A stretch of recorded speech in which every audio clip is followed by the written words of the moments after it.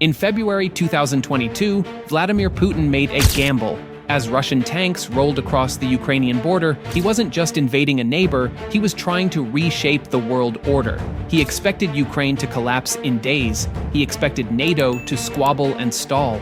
And most of all, he expected Germany to stay quiet, stay cautious, and stay out of the way. He was wrong on every count, because in waking the war machine of Europe, Putin did the one thing Russian leaders had feared for nearly 80 years. He provoked Germany into becoming a military power once again, and now the consequences are echoing across Europe.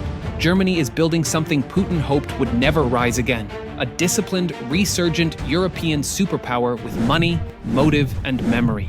After World War II, Germany was deliberately and decisively disarmed. Its political doctrine rejected war, its military was restrained, and its influence was capped. The fear wasn't just of a revived Nazi threat, it was of German power itself. NATO's strategy became a mantra: keep the Americans in, the Russians out, and the Germans down. It was a formula that worked. For decades, Germany focused on rebuilding, trading, and becoming Europe's industrial heart. Its soldiers were few, its weapons aging, and its defense budgets stagnant. Even as other nations modernized, Berlin stayed behind the curve. Diplomacy, not deterrence, was the currency of German foreign policy. Berlin built bridges, not missiles. By the 2000s, the Bundeswehr had shrunk into something symbolic. It existed, but barely. The average German viewed the military as something outdated, even embarrassing, and political leadership rarely disagreed. Budget cuts, bureaucratic stagnation, and a culture of pacifism hollowed out Germany's defense capabilities. But then came the full-scale invasion of Ukraine. The largest land war in Europe since 1945 jolted Germany awake. Suddenly, decades of complacency shattered. In one of the most dramatic speeches in post-war German history, Chancellor Olaf Scholz declared a Zeitenwende, a historic turning point, a pivot away from pacifism, a new era of German rearmament. Germany would rearm, not slowly, not cautiously, but with purpose, urgency, and massive investment. The sleeping giant of Europe had opened its eyes and was reaching for its sword. In 2022, Germany shocked the world with a €100 billion special defense fund, the largest single peacetime defense investment in German history. This wasn't just a budget boost, it was a political earthquake. By 2024, Germany had become the fourth largest defense spender on Earth, trailing only the US, China, and Russia. And this is just the beginning. German officials have floated plans to push military spending up to 3%, even 5% of GDP in the coming years, a move that would have been unthinkable just 5 years ago. What's that money buying? Everything, and then some. Leopard 2. A8 tanks roll off assembly lines. Eurofighter jets are upgraded with cutting-edge radar. A new fleet of CH-47 Chinooks is in the works to give the Bundeswehr global reach. Artillery stockpiles are surging. The German Navy is expanding its submarine fleet and modernizing surface vessels. New satellite constellations are being launched to monitor Russian movements from space. Germany is even looking at hypersonic weapons and next-generation air defense systems. The defense industry, long neglected, is now roaring back to life. Rheinmetall, Germany's arms giant, has tripled production. And for the first time since the Cold War, German politicians are openly discussing how to build and sustain a wartime economy. Domestic laws once restricting defense spending have been suspended. The German parliament voted overwhelmingly to exempt defense investments from the traditional debt brake. And in Brussels, Berlin triggered the EU emergency clause, allowing a massive multi-year military spending surge across Europe, led by Germany. Russian intelligence has taken notice. Internal Kremlin assessments have reportedly warned leadership. Germany is no longer the soft target it once was. Germany's army isn't just spending more money, it's being fundamentally transformed. Recruitment surged by 28% in 2025 alone. New incentives, better pay, and modernized training programs have turned the Bundeswehr from a bureaucratic relic into a more agile professional force. The long-term goal? Expand from 183,000 active personnel to over 260,000 by the early 2030s. But numbers are only half the story. Germany is rethinking the entire structure of its military force. It's building new cyber units, it's creating rapid response brigades, and perhaps most importantly, it's establishing permanent forward deployments. Not just symbolic missions, but hard combat power stationed on NATO's Eastern Front. And the ambitions don't stop there. Berlin is now actively discussing a return to conscription, or at least a new model of national service. Voluntary military programs for youth are being piloted across the country. Berlin is mailing out questionnaires to every 18-year-old to gauge interest in joining the ranks. The aim: build a reserve force of 200,000 troops to bolster the regular army in any future conflict. Germany wants a 400,000-strong military machine. That's not a fantasy. That's now official doctrine. And this expanding force is being equipped with some of the most advanced systems in the NATO alliance. Germany's rearming isn't just massive, it's high-tech, methodical, and razor-focused. At the heart of its arsenal are the new Leopard 2A8 tanks, equipped with advanced composite armor and hunter-killer optics, making them some of the most lethal armored vehicles on the continent. Backing them are powerful rocket artillery systems modeled after the US HIMARS, capable of launching GPS-guided precision munitions deep behind enemy lines. In the skies and on the ground, Germany is integrating a layered missile defense network built around American Patriot batteries and German-made Iris-T systems, designed to intercept everything from cruise missiles to drones. Below the surface, a new generation of submarines with air-independent propulsion is emerging, giving the German Navy stealth and endurance in contested waters. But the modernization doesn't stop there. Germany is fielding entire swarms of drones, from high-endurance surveillance UAVs to loitering munitions capable of hunting targets autonomously. These are paired with AI-enhanced command and control platforms that fuse battlefield data in real time, helping commanders make faster, smarter decisions. Supporting it all is a suite of hardened, secure communication systems and networked radar arrays, building a fully digital battle space where speed, information, and coordination could decide the next war before the first shot is fired. Germany isn't just preparing for conventional war. It's building a military force designed for 21st century hybrid warfare, cyber conflict, and multi-domain operations. For Putin, this isn't just a challenge, it's a nightmare. At the start of the war, Germany was hesitant. Berlin dragged its feet, fearful of escalation, cautious about sending weapons. Politicians squabbled, public opinion was divided. But that phase is over. Today, Germany stands as the second largest contributor of military aid to Ukraine, behind only the United States. And we're not talking about leftover helmets or obsolete gear. Berlin has delivered Leopard tanks, state-of-the-art air defenses, and smart artillery shells with pinpoint accuracy. It has trained thousands of Ukrainian soldiers. It has supplied battlefield intelligence and surveillance. And most provocatively, Germany has lifted restrictions on how its weapons are used. That means German-funded long-range missiles are now striking inside Russia. This is exactly the scenario the Kremlin tried to avoid. And Germany isn't blinking. Foreign Minister Johann Wadephul laid it out in stark terms. This war is not about Ukraine alone. It is about the future of Europe.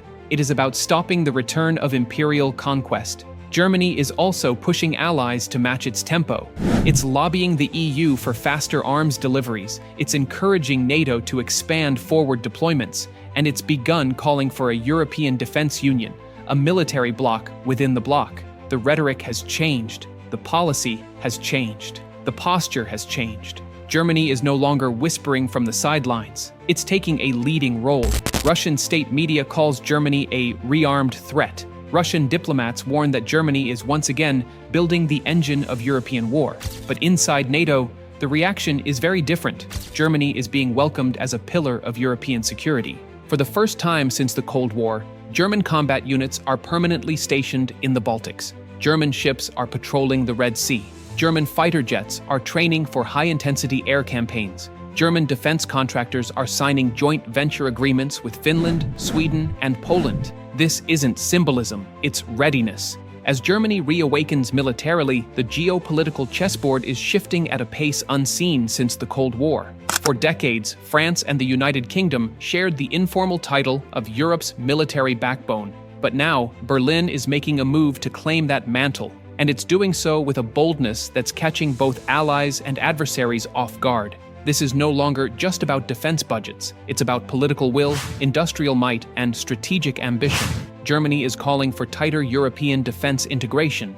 It's proposing a centralized EU defense budget, common procurement programs, and joint military-industrial strategies to cut down on redundancy and boost interoperability across borders. While France eyes strategic autonomy and Britain operates outside the EU framework, Berlin is crafting a new vision, a collective European security architecture, with Germany as its keystone. Within NATO, the ripple effects are even more profound.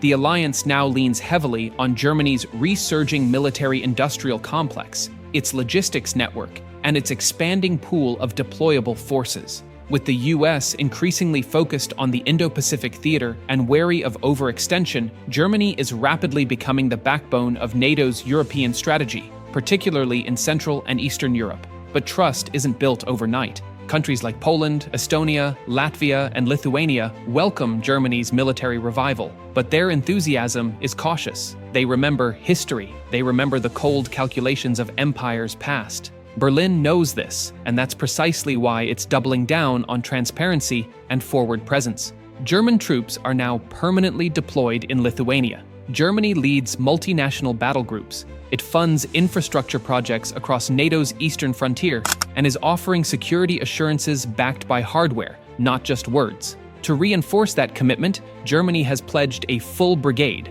5,000 troops supported by armor, artillery, logistics, and air defense to be stationed in Lithuania. This isn't symbolic. This is steel on the border, a direct line of deterrence against Moscow. Germany's deployments are also being synchronized with NATO's new regional plans, integrating German military mobility with allied logistics across Poland and the Baltics. Germany is also leading the charge on establishing NATO's innovation hub in Berlin, where defense tech startups, cybersecurity experts, and AI researchers are working together to future-proof Europe's collective defense. A continent that once relied on outdated systems is now shaping the tools of tomorrow under German leadership. From quantum encryption to unmanned combat vehicles, Berlin is investing in capabilities that make Cold War-era battle plans look like ancient history. None of this was supposed to happen. In Putin's playbook, the Ukraine invasion would fracture NATO, intimidate Europe, and coerce Germany back into passive neutrality. Instead, it did the opposite. Finland joined NATO. Sweden joined NATO. Neutrality died. Collective defense surged. And Germany? The country that once debated whether to send helmets to Kyiv is now enabling missile strikes deep inside Russian territory and openly discussing nuclear sharing policy within NATO. This is not the Germany of 2014. This is a nation that's shed decades of post-war hesitation and embraced a new identity, an identity rooted in leadership, deterrence, and alliance. Putin's miscalculation was strategic, ideological, and generational. He saw Europe through the lens of the past, but Germany and the continent around it is evolving fast. Rearmament in Berlin isn't some short-term policy. It's a tectonic shift, one that has rippled into EU foreign policy, NATO strategy, and even global defense markets, and it's just getting started. According to a joint report from the Bundeswehr and Germany's Federal Intelligence Service, Russia is preparing for a potential conflict with NATO by 2029 or 2030. That report has become the blueprint for Berlin's timeline. It's the ticking clock guiding budget allocations, procurement priorities, and strategic planning. Germany isn't preparing for a war, it's preparing for the war, the one that could define Europe's fate for the rest of the century. By the end of this decade, Germany wants to be ready, not just to defend itself, but to lead Europe through a potential existential crisis. And that means readiness on a scale not seen since the height of the Cold War. What does that look like? It looks like a 400,000-strong military, combining active duty troops with a robust, highly trained reserve. It looks like modern air bases, reinforced fuel depots, pre-positioned stocks of munitions, and hardened command centers across NATO territory. It looks like an expansion of Germany's defense infrastructure to include rail corridors for rapid deployment, anti-drone defenses around major cities, and an integrated digital warfare network capable of tracking threats across air, land, sea, and cyber. There are plans for new joint German-Polish logistics hubs and high-speed military rail lines linking Berlin to Vilnius. It also looks like Operation Grand Shield, set for 2026, the largest German-led NATO military exercise since the Cold War. Spanning multiple countries and involving over 150,000 troops, it will simulate a full-scale Russian invasion of the Baltics. The objective: prove that NATO, under German operational leadership, can respond to a Russian assault within 48 hours. But readiness isn't just about power projection, it's also about resilience. Germany is investing billions into civil defense infrastructure, revitalizing Cold War-era bunkers, modernizing its emergency alert systems, reinforcing its energy grid, and securing its food and medical supply chains. Cybersecurity is now a cornerstone of the Bundeswehr's doctrine. Germany has created a new command dedicated solely to cyber defense, working in concert with intelligence agencies and private sector firms to secure everything from defense networks to critical infrastructure. They're training cyber militias, white hat hackers, and embedding offensive cyber capability into frontline divisions. If war comes, Germany intends to fight and survive and rebuild and help others do the same. This transformation isn't just about troop numbers or shiny new hardware, it's about doctrine. It's about rethinking what it means to be a military power in the 21st century. Germany has pivoted from a reactive posture to a proactive, preemptive doctrine rooted in 4 pillars: forward presence, rapid mobilization, digital superiority, and alliance leadership. Berlin is building rapid reaction units capable of deploying to flashpoints in under 72 hours. It's investing in satellite constellations, AI-powered reconnaissance systems, and electromagnetic warfare capabilities. It's integrating with allied command structures and pushing for shared command centers across Europe. Germany's new concept of active deterrence blends conventional force readiness with strategic messaging, economic countermeasures, and the use of soft power to shape the geopolitical environment in its favor. Information operations, disinformation defense, and resilience training are now part of the national security curriculum. And most of all, it's embracing its role as NATO's new anchor on the continent.